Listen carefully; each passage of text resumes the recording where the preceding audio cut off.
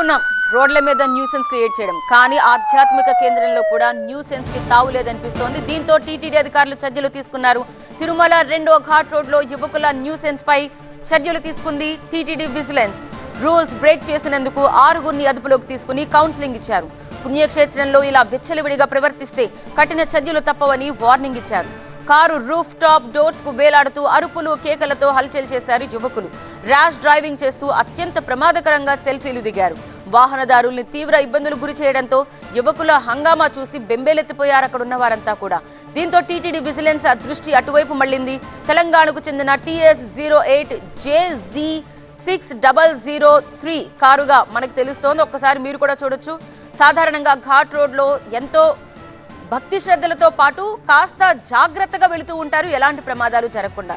కానీ ఇలా వెర్రిగా వెళుతూ ఉంటే అది అటుగా వెళ్లే ఇతర వాహనాలకు కూడా కాస్త ఇబ్బందే. డ్రైవింగ్ లో ఏమాత్రం నిర్లక్ష్యం ఉన్నా ప్రమాదాలకు తావిచ్చే రూట్ అది.